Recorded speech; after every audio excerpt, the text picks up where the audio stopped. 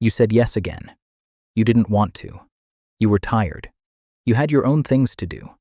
But the moment you felt the other person's expectation, something in you shifted, and before you even finished thinking, the word was already out.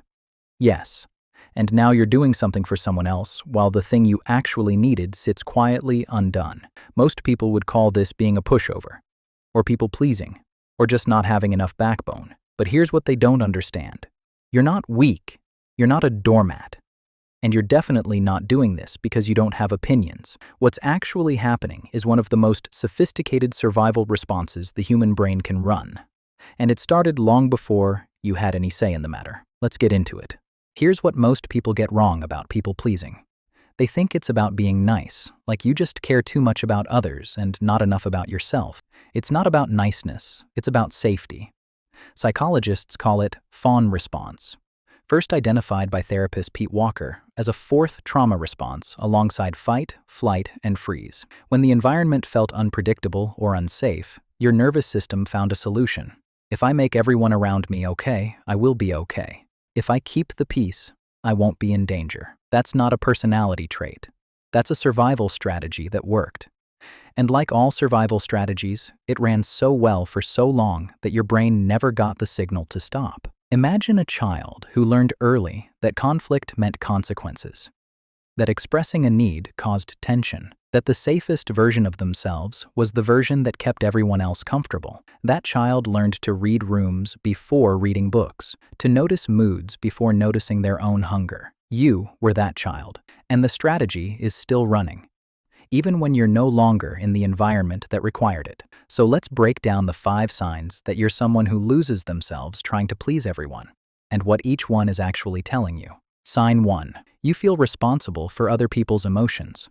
Someone is in a bad mood, and even if you had nothing to do with it, you feel it as your problem to fix. Most people would say you're just empathetic, emotionally attuned. It's more specific than that. This is what psychologist Ross Rosenberg calls emotional empathy dysregulation, where the boundary between your feelings and someone else's feelings becomes so thin you can no longer tell them apart. Their discomfort becomes your discomfort. Their tension becomes your tension. And your nervous system won't settle until theirs does. Picture this. You walk into a room and someone is quiet and slightly withdrawn. You don't know why, but within seconds, you are mentally running through everything you might have done, rehearsing ways to lift the mood, adjusting your own energy to compensate for theirs. Not empathetic, enmeshed. Empathy notices someone else's feeling. This absorbs it. Sign 2. Saying no feels physically uncomfortable, like something tightens in your chest the moment the word forms in your mind. People think this is just social anxiety, shyness, an introvert thing. It's none of those. It's a nervous system threat response. Neuroscientist Stephen Porges' Polyvagal Theory shows that for people who learned early that disappointing others carried consequences, the simple act of saying no activates the same physiological response as a physical threat. Heart rate rises, chest tightens. The body prepares as if something dangerous is about to happen. You were asked to take on something extra at work.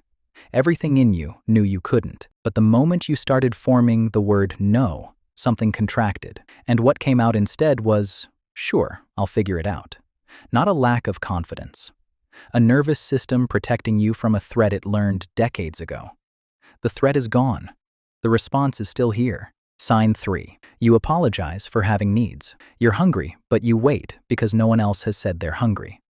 You're exhausted, but you stay because leaving would seem rude. You need something, but you frame it as a question and add, only if that works for you, and don't worry if not. Most people would say you're just being considerate. It means something more precise. Psychologist Harriet Lerner found that chronic self-effacement, the habit of minimizing your own needs before anyone else has even reacted, is a direct expression of a core belief that your needs are an inconvenience. You were starving at a group dinner. When someone finally asked what everyone wanted, you said whatever everyone else is having. Not because you didn't know, because your own preference felt like too much to put on the table. Not considerate.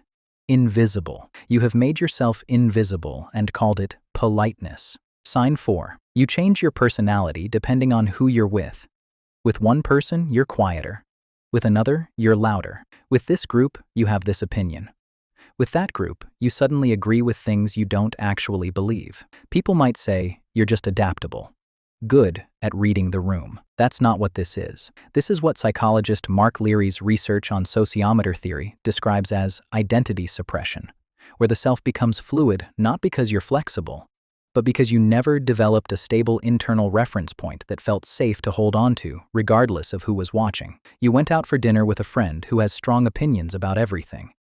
And somewhere between the starter and the main, you realized you had agreed with 3 things you didn't actually believe. Not because you were convinced, because disagreement felt like a risk you weren't willing to take. Not adaptable, untethered. Adaptability has a core. This doesn't. Sign 5. When someone is upset with you, it feels catastrophic.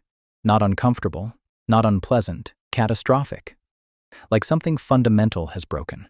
Like you need to fix it immediately, regardless of whether you were actually wrong. People think you're just conflict-averse, sensitive. It's neither. This is your nervous system running what psychologist John Bowlby called anxious attachment repair.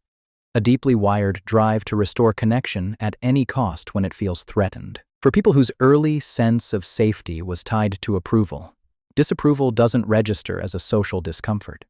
It registers as an existential threat. Someone being upset with you doesn't feel like a problem to address. It feels like a danger to survive. A friend sent you a short reply. 1 word. You've spent the last 2 hours mentally cataloging everything you might have done wrong. You're not being dramatic. Your nervous system genuinely believes something critical is at stake. Not sensitive.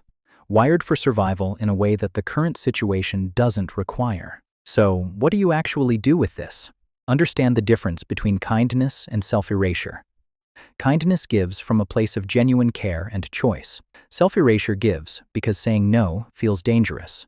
From the outside, they can look identical. From the inside, they feel completely different. One leaves you full, the other leaves you emptied. Start noticing the difference between what you want and what you think you're allowed to want. People pleasers don't lack preferences. They have learned to skip past them so quickly they stop noticing they exist. The work isn't to become selfish. The work is to notice the moment you override yourself and pause there, just long enough to ask, what do I actually want here? And remember this, the version of you that says yes to everything is not the most lovable version of you. It's the safest version. The most lovable version is the one with edges, with preferences, with the occasional honest no, you're not too much. You were just taught that you were. If you made it this far, something in this landed. That's not a coincidence.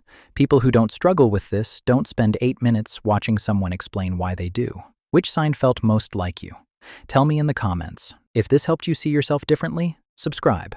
There's a lot more where this came from, and I'll see you in the next one.